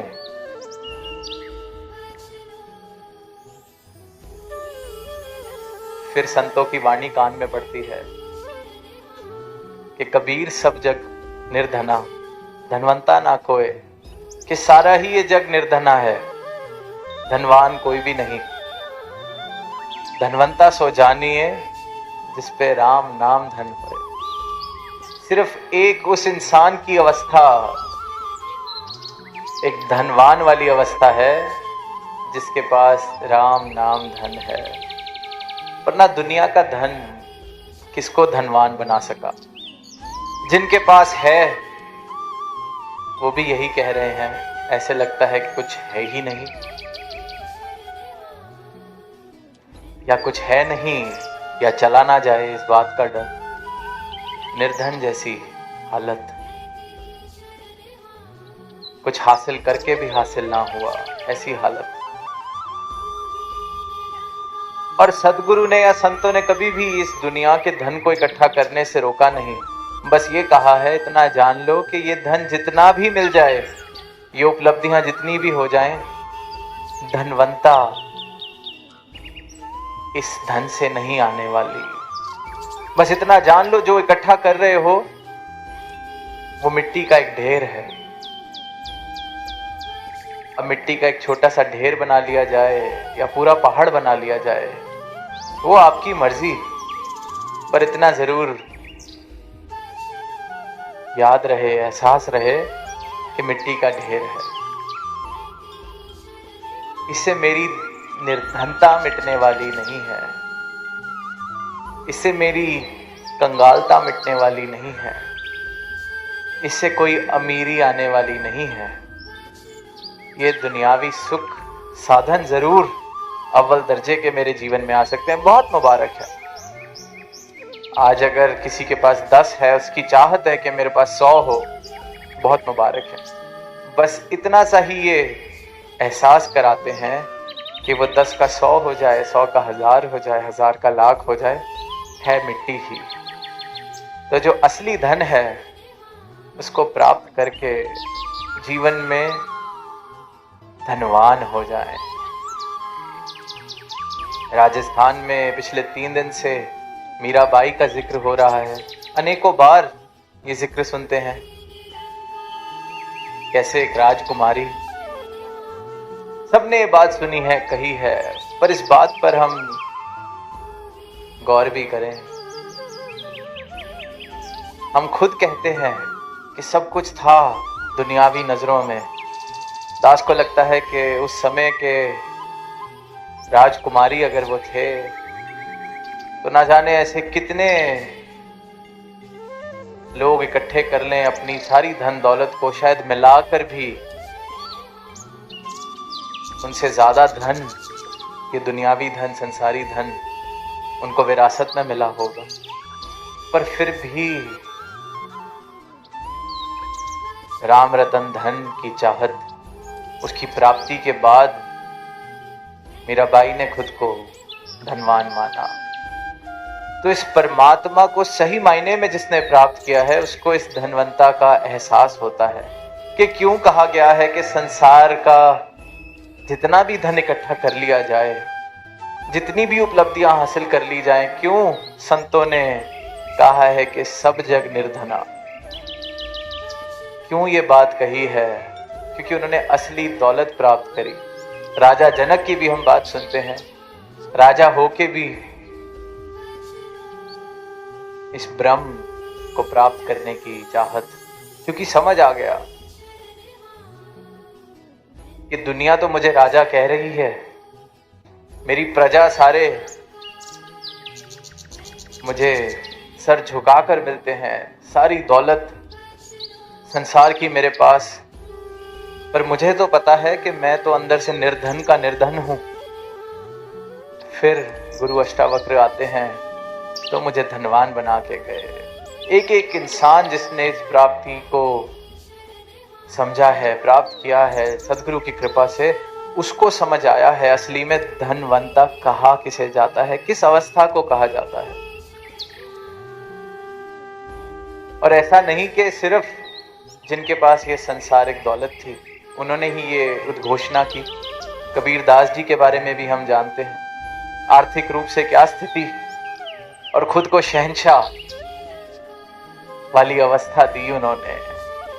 चाहा मिटी चिंता मिटी मनवा बेपरवाह, जिसको कुछ नहीं चाहिए सोई वो शहंशाह। बता दिया कि महलों में रहने वाले भी कंगाल हैं, मैं शहंशाह हूं क्योंकि मुझे ये शहंशाह मिल गया है, ये परमात्मा मिल गया है, ये धन मिल गया है असली। आज यही संत, एक एक संत यही पैगाम दे रहे हैं, संदेश दे रहे हैं कि ये निर्धनता वाला जीवन छोड़ के सच्चे धन को प्राप्त कर लिया जाए। कोई मनाही नहीं जीवन में दौलत इकट्ठा करने से, कोई मनाही नहीं बड़े बड़े व्यापार बनाने से, कोई मनाही नहीं बड़े बड़े घर बनाने से। बस इतना ही एक बात बताई जा रही है, बड़ा जितना भी हो जाए है मिट्टी का ढेर, किसी काम नहीं आना। जो अंतर मन की निर्धनता है, जो अंतर मन की कंगालता है, जो अंतर मन की गरीबी है, वो इस धन से जाने वाली नहीं है। उस निर्धनता को मिटाने का सिर्फ और सिर्फ एक उपाय है, सदगुरु का ब्रह्म ज्ञान, राम रतन धन, सिर्फ एक उपाय है। और जब ये राम रतन धन मिलता है तो जीवन की ऐसी अवस्था होती है कि कंगालता मिटते ही दीवारें गिरने लग जाती हैं, आंखें खुल जाती हैं कि मैं पहले कैसी बंदिशों में ये जीवन जी रहा था, कि मैं इस कुल का, वो उस कुल का, ये ऊपर मैं नीचे, या मैं ऊपर वो नीचे, इसकी जात उसकी जात। परमात्मा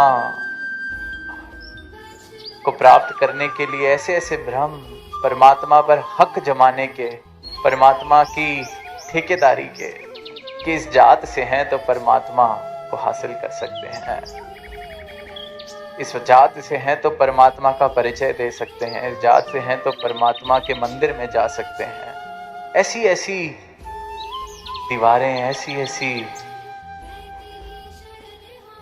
बंदिशें, ऐसी ऐसी संकीर्ण सोच से इंसान ने खुद को घेर लिया अज्ञानता की वजह से। नाम तो सारी दुनिया ले रही है, खुद को प्रभु प्रेमी बता रही है, खुद को भक्त बता रही है, पर जीवन जैसा चल रहा है वहां परमात्मा के बनाए इंसान के साथ ही छूत अछूत की बात, नर नारी की बात, फर्क, दीवार, ये कैसा परमात्मा का भक्त होना हुआ। नाम परमात्मा का और परमात्मा की रचना से ही भेदभाव, खुद को परमात्मा का भक्त कहना और परमात्मा की रचना को ही ठुकरा देना, तिरस्कार कर देना। ये जो हवा है, हमने अभी अभी तत्वों का जिक्र भी सुना, धरती, अग्नि, वायु, जल, सारी इस रचनहार की रचना, इस परमात्मा की रचना। क्या कभी इस परमात्मा के बनाए हुए पानी ने ऐसा कहा है कि प्यास तो मैं सिर्फ इस जात की मिटाऊंगा? अगर इस जात का मानव मुझे ग्रहण करेगा तो उसकी प्यास मिटेगी, कोई और अगर इसको ग्रहण करेगा तो उसकी प्यास नहीं मिटेगी। जिसने पिया बराबर इस पानी ने उसकी प्यास बुझाई है। या सूरज ने कहा कि इस गोत्र के या इस क्षेत्र के या इस भाषा के या इस रंग के इंसान के खेत में जब मेरी धूप पड़ेगी तो उसकी फसल लहराएगी, प्रफुल्लित होगी, और किसी और के पड़ेगी तो नहीं होगी। सबके ऊपर बराबर ये धूप पड़ रही है, सबके खेत पर बराबर उनकी फसलों को पोषण दे रही है। क्या इस हवा ने कहा कि मुझे फलाने रंग का, फलानी नस्ल का इंसान मुझ में सांस लेगा तो उसको ऑक्सीजन मिलेगा या ठंडक मिलेगी? कहीं दीवारें नहीं, परमात्मा की किसी रचना ने कोई भेदभाव नहीं किया, किसी रचना ने कोई बंटवारा नहीं किया। एक एक रचना इस रचनहार की प्रमाण देती है कि वो सर्व सांझी है, सबकी है, बिना किसी भेदभाव के सबकी। तो जब ये रचना सर्व सांझी है तो रचनहार कैसे बांटा जा सकता है? रचनहार पर कैसे हक जमाया जा सकता है? रचनहार पर कैसे ये दावे किए जा सकते हैं कि इसको सिर्फ ये पूज सकता है या नहीं, इसको सिर्फ ये प्राप्त कर सकता है कि नहीं? रचनहार की सबसे उत्तम, सर्वोत्तम रचना मानव, वो सर्व साझा कैसे नहीं हुआ? उसने खुद को कैसे बांट लिया? रंग के आधार पर, नस्ल के आधार पर, कुल के आधार पर, जन्म के आधार पर, भाषा के आधार पर गिनती छोटी पड़ जाए, पर फर्क इंसान ने जितने बना लिए हैं वो कम नहीं होंगे, वो गिने नहीं जा सकते। बात बात का फर्क है।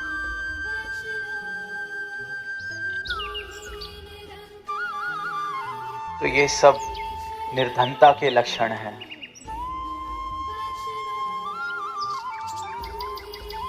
अज्ञानता के लक्षण हैं। जिस जीवन में ये सत्य का ज्ञान ना हो, उससे बड़ा निर्धन कोई नहीं। क्योंकि जिसके जीवन में सत्य का ज्ञान आ जाता है, सत्य का एहसास आ जाता है, वो फिर ये सत्य ही बांटता है, सिर्फ प्रेम ही बांटता है। सारे फर्क गिर जाते हैं।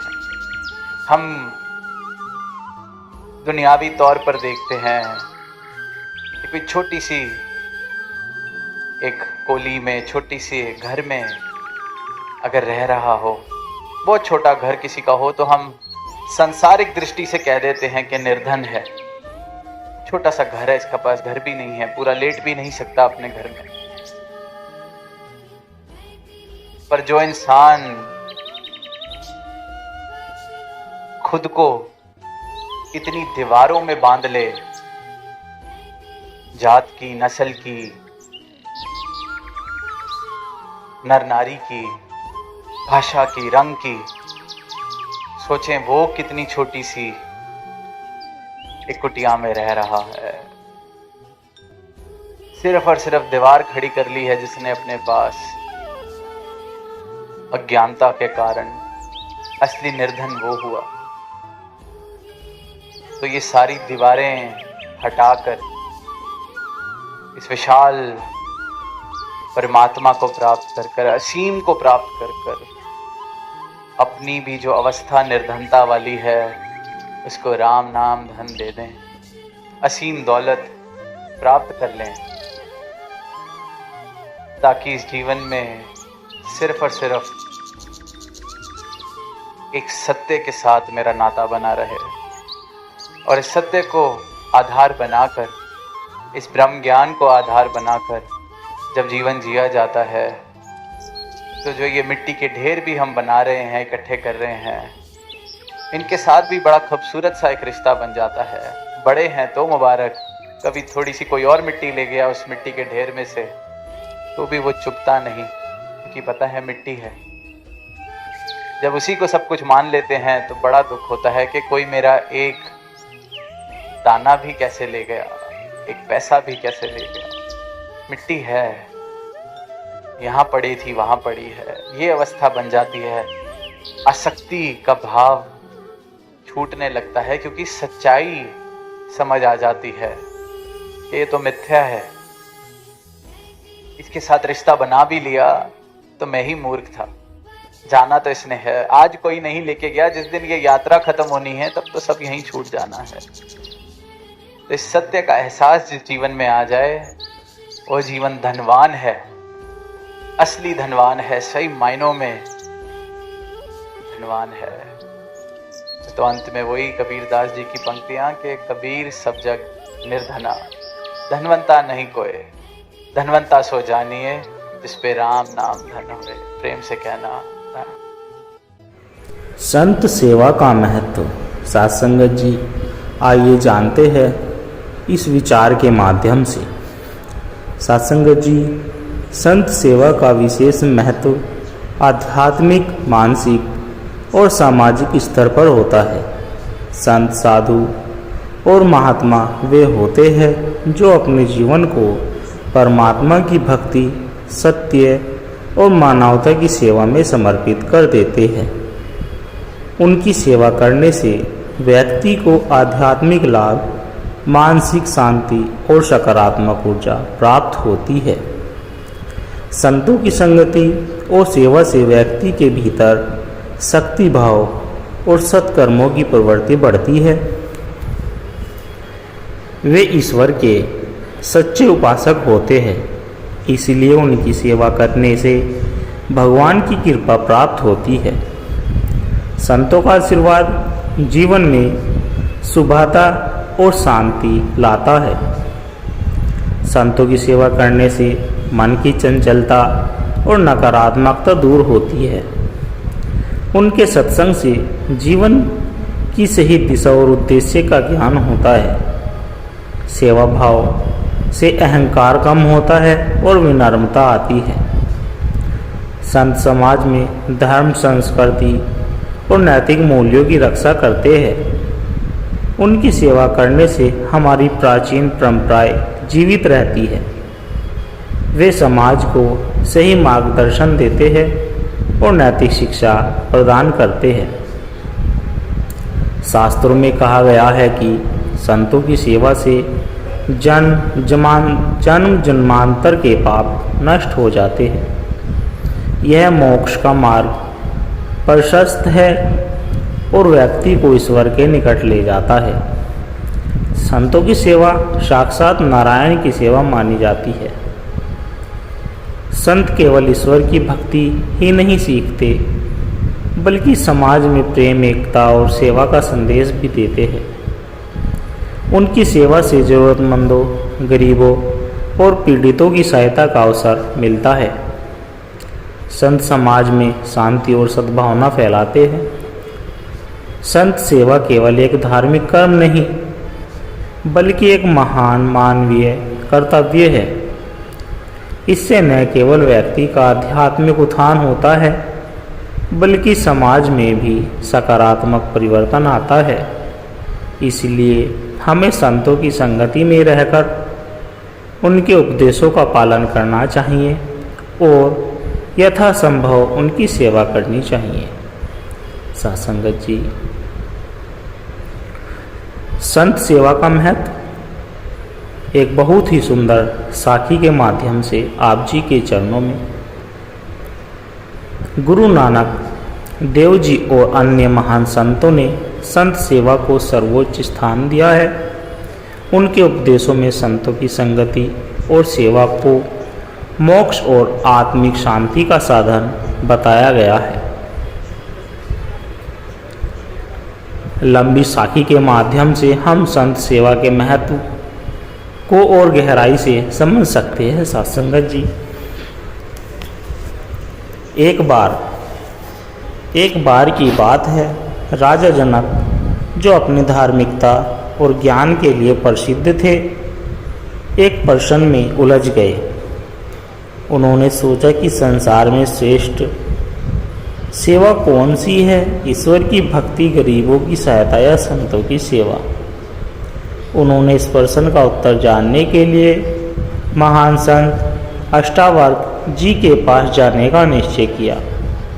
जब राजा जनक उनके पास पहुँचे तो अष्टावक्र जी ने मुस्कुराकर कहा, राजन, यदि तुम इस प्रश्न का उत्तर चाहिए तो तुम्हें पहले संत सेवा करनी होगी। राजा जनक, जो स्वयं एक सम्राट थे, वे विनम्रता से कहा, गुरुदेव, मुझे बताइए कि संत सेवा कैसे करूं। अष्टावक्र जी ने राजा को एक विशेष कार्य सौंपा। उन्होंने कहा, आज हमारे आश्रम में अनेक संत आएंगे। तुम उनके चरण धोकर उन्हें भोजन कराकर और संपूर्ण सेवा करोगे, लेकिन एक शर्त है, तुम्हें यह सेवा बिना किसी अभिमान और स्वार्थ के करनी होगी। राजा जनक ने सहर्ष यह शर्त स्वीकार कर ली। उन्होंने पूरे मान और श्रद्धा से संतों की सेवा की। उन्होंने स्वयं अपने हाथों से उनके पैर धोए, भोजन परोसा और उनकी हर आवश्यकता का ध्यान रखा। जब सेवा समाप्त हुई तो अष्टावक्र जी ने राजा से पूछा, राजन, अब बताओ तुम्हें कैसा अनुभव हुआ। राजा जनक ने भावुक होकर उत्तर दिया, कि गुरुदेव, आज मुझे अहंकार के बिना सेवा करने का सच्चा आनंद प्राप्त हुआ है। मैं समझ गया कि जब हम संतों की सेवा करते हैं तो हमारा अहंकार नष्ट हो जाता है, मन शुद्ध होता है और हमें सच्ची शांति मिलती है। अष्टावक्र जी ने प्रसन्न होकर कहा, यह संत सेवा का महत्व है। जब तुम भगवान की भक्ति करते हो तो तुम उनके पास जाने का प्रयास करते हो, लेकिन जब तुम संतों की सेवा करते हो तो भगवान स्वयं तुम्हारे पास आ जाते हैं। संत सेवा का सार अहंकार का नाश।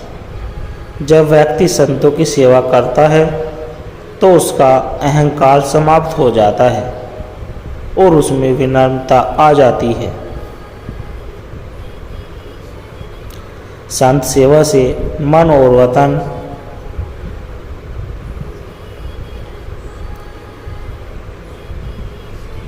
संत सेवा से मन और आत्मा पवित्र होते हैं, जिससे व्यक्ति आध्यात्मिक रूप से उन्नत होता है। संतों की सेवा करने से भगवान स्वयं प्रकट होते हैं और अपनी कृपा बरसाते हैं। संत सेवा से व्यक्ति में प्रेम, श्रद्धा और सेवा भाव उत्पन्न होता है, जो मोक्ष प्राप्ति में सहायक होता है। संत सेवा केवल एक कर्तव्य नहीं बल्कि एक महान अवसर है, जिससे व्यक्ति अपने जीवन को धन्य बना सकता है। संतों की सेवा से जीवन में आध्यात्मिक प्रकाश आता है, शांति प्राप्त होती है और ईश्वर का सानिध्य मिलता है। इसीलिए हमें हमेशा संतों की संगति और सेवा का प्रयास करते रहना चाहिए।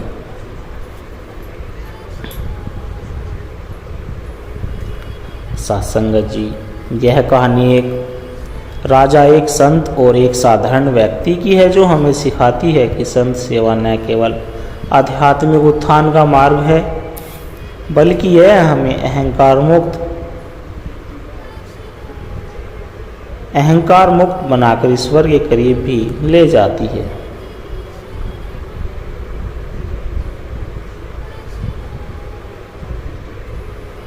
बहुत समय पहले की बात है। अयोध्या के पास एक राज्य था, जिसका राजा अनिरुद्ध बहुत ही प्रतापी और धर्मप्रिय था। उसका राज्य धन धान्य से संपन्न था, लेकिन फिर भी उसे सच्ची शांति नहीं मिल रही थी। उसने अनेक धार्मिक अनुष्ठान किए, मंदिर बनवाए, लेकिन फिर भी मन में असंतोष बना रहता था। एक दिन उसने अपने गुरु से पूछा, गुरुदेव, मैंने जीवन में हर प्रकार की सेवा की, लेकिन मुझे अब तक आत्मिक शांति क्यों नहीं मिली? गुरु ने मुस्कुराकर कहा, राजन, तुम्हें सच्ची शांति तब मिलेगी जब तुम निस्वार्थ भाव से संत सेवा करोगे। राजा ने तुरंत अपने सैनिकों को आदेश दिया कि वे राज्यभार में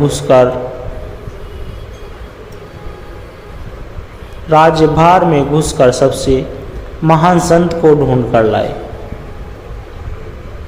कई दिनों तक खोजने के बाद सैनिकों ने एक वृद्ध संत को खोजा, जो जंगल में एक छोटी सी कुटिया में रहते थे। राजा अनिरुद्ध स्वयं संत के पास पहुंचा और उनके चरणों में झुककर बोला, महाराज, कृपया मेरा महल में पधारे और मुझे संत सेवा का अवसर दे। संत मुस्कुराकर बोले, राजन, सेवा का अर्थ केवल भोजन कराना या आश्रय देना नहीं होता। सेवा वही होती है जो अहंकार और स्वार्थ से परे हो। यदि तुम मेरी सच्ची सेवा करना चाहते हो तो मैं तुम्हारी परीक्षा लूँगा।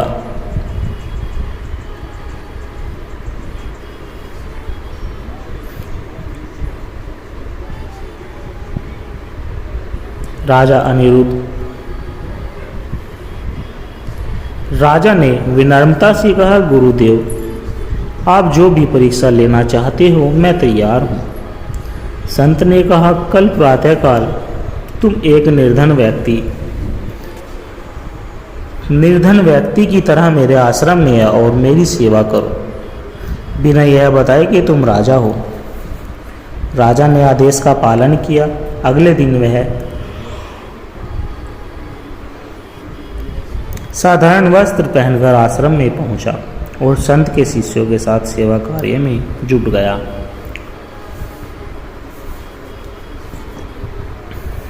संत ने राजा को सबसे कठिन कार्य सौंपा, गायों के लिए चारा लाना, जल भरकर लाना और आश्रम की सफाई करना। राजा ने पूरे मन से सेवा की, लेकिन मन में यह भाव आ रहा था कि मैं राजा हूँ और मुझे यह सब क्यों करना पड़ रहा है। एक दिन जब वह मिट्टी के बर्तन धो रहा था तो उसने देखा हाथों से एक बर्तन गिरकर टूट गया। संत ने यह देखा और मुस्कुराते हुए बोले, राजन, तुम्हारे मन में अभी भी अहंकार है। जब तक तुम्हें अपने खुद पद और प्रतिष्ठा का भान रहेगा तब तक तुम्हारी सेवा निष्काम नहीं हो सकती। राजा को यह सुनकर बहुत गालीन हुआ। उसने संत के चारों ओर उनके संत चरणों में गिरकर कहा, गुरुदेव, कृपया मुझ पर सच्ची सेवा का मार्ग दिखाइए। संत ने राजा को आदेश दिया कि वह कुछ दिन आश्रम में ही रहेंगे और केवल सेवा करेंगे, बिना किसी विशेष अधिकार के। धीरे धीरे राजा का मन निर्मल होने लगा। उसने सेवा में आनंद आने लगा। वह स्वयं लोगों को भोजन कराता, भूखों को अन्न देता और हर आने वाले की सेवा करता। कुछ ही दिनों में राजा ने एहसास हुआ कि जब सेवा में कोई स्वार्थ न हो तब ही उसका असली आनंद क्या है। एक दिन संत ने राजा को बुलाया और कहा, अब बताओ, तुम्हें शांति मिली या नहीं। राजा ने भावुक होकर उत्तर दिया, गुरुदेव, अब मुझे समझ में आ गया कि सच्ची शांति धन, वैभव या राजसत्ता में नहीं बल्कि संत सेवा में है।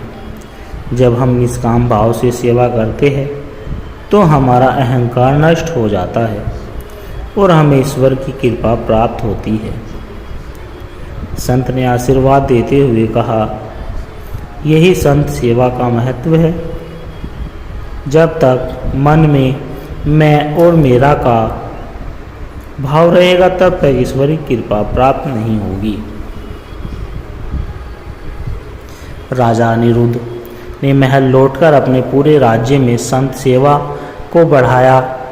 उसने आश्रम बनवाए, निर्धनों की सेवा की और हर अवसर पर संतों की संगति में रहने का प्रण लिया। साथ संगत जी, इस कहानी से हमें यह शिक्षा मिलती है कि संत सेवा से न केवल मन की शांति मिलती है बल्कि यह अहंकार को समाप्त कर व्यक्ति को सच्चे आनंद की ओर ले जाती है। यदि हम अपने जीवन में संतों की संगति और सेवा को अपनाएं तो हमारा जीवन भी धन्य हो जाता है। साथ संगत जी,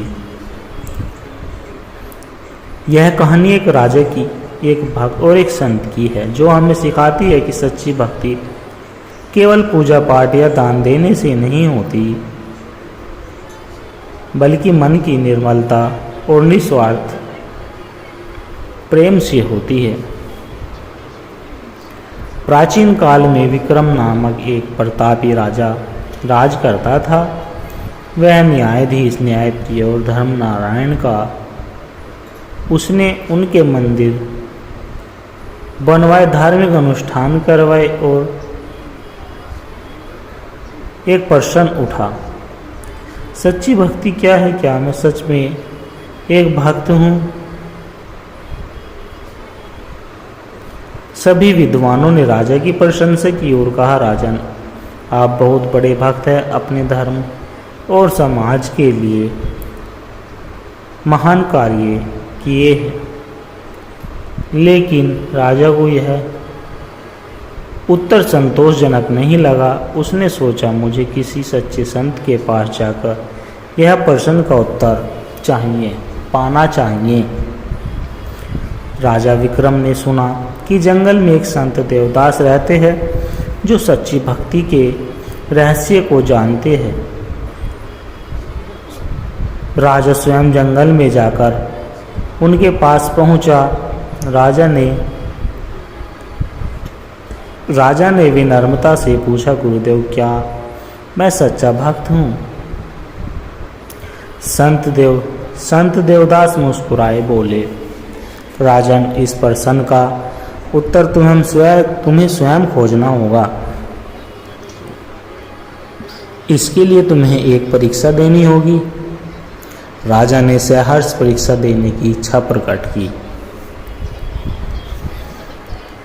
संत ने कहा, राजन, यदि तुम सच्चे भक्त हो तो तुम्हें 3 कार्य करने होंगे। पहला कार्य है कि तुम्हें उससे गरीब व्यक्ति के घर जाकर भोजन करना होगा। दूसरा, तुम्हें एक ऐसे व्यक्ति को खोजकर उसे गले लगाना होगा जिसे समाज अछूत मानता हो। और तीसरा, तुम्हें एक दिन के लिए अपने राज्य छोड़कर एक साधारण व्यक्ति की तरह रहना होगा। राजा ने अपने मंत्रियों से राज्य के सबसे गरीब व्यक्ति का पता लगवाने के लिए कहा। कई खोज के बाद पता चला कि एक विधवा महिला अपने बेटे के साथ वो के पास एक टूटी झोपड़ी में रहती है।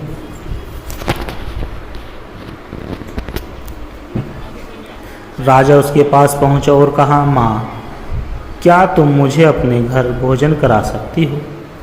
विधवा स्त्री पहले तो डर गई, लेकिन फिर उसने प्रेम से अपने घर में रखा हुआ बचा कुचा सूखा रोटी का टुकड़ा और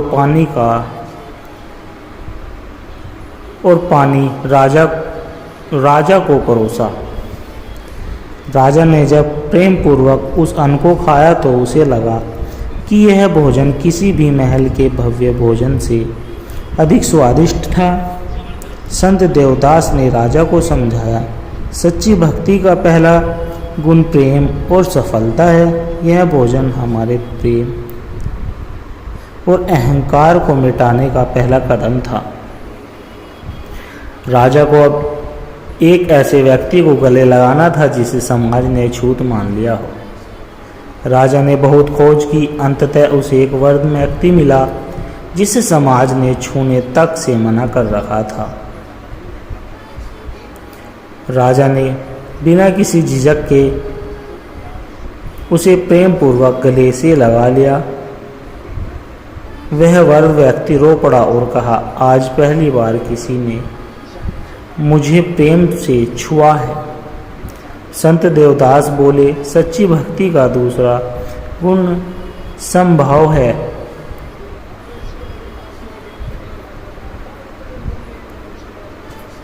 जब तुम सभी को समान मानने लगोगे तभी ईश्वर की सच्ची कृपा तुम पर होगी। तीसरी परीक्षा। अब राजा को अपने राज्य छोड़कर एक दिन के लिए साधारण व्यक्ति बनकर रहना था। उसने अपने वस्त्र बदले और साधारण किसान की तरह गांव में रहने लगा। जब उसने देखा कि लोग कितनी कठिनाइयों में जीवन व्यतीत कर रहे हैं, तब उसे एहसास हुआ कि वास्तव में सच्ची भक्ति केवल राजमहल में बैठकर नहीं की जा सकती। उस दिन उसने निर्धनों को भोजन कराया, भूखों को अन्न दिया और बीमारों की सेवा की। वह स्वयं भी मजदूरी करने लगा ताकि वह गरीबों की पीड़ा को समझ सके। संत देवदास ने कहा, सच्ची भक्ति का तीसरा गुण सेवा है। जब तुम दूसरों की सेवा करोगे तभी ईश्वर तुम्हें सच्ची प्रार्थना सुनेंगे। राजा ने तीनों परीक्षाएं पूरी कर ली और संत देवदास के पास वापस पहुंचा।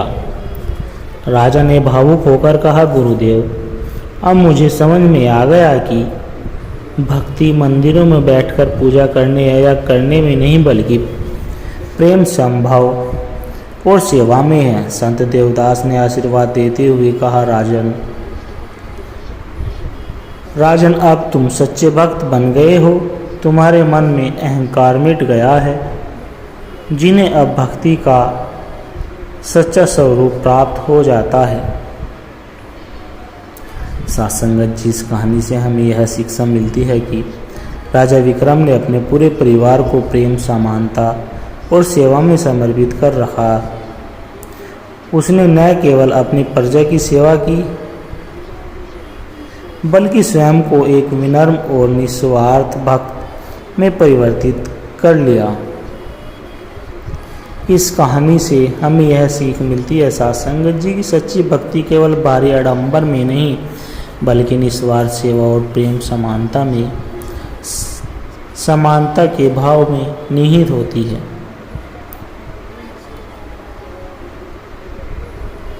जब हम अहंकार को छोड़कर सभी को ईश्वर का रूप मानकर सेवा करते हैं, तब हमें सच्ची भक्ति का अनुभव होता है। सात्संगत जी, अगर आप जी को वीडियो अच्छी लगी हो, विचार अच्छे लगे हो, लाइक, कमेंट, शेयर और दास को आशीर्वाद दे कि हर रोज़ आप जी के चरणों में ऐसी एक सुंदर प्रेरणादायक कहानी विचार लेकर आता रहूं। सात्संगत जी, प्यार से कहना, धन निरंकार जी।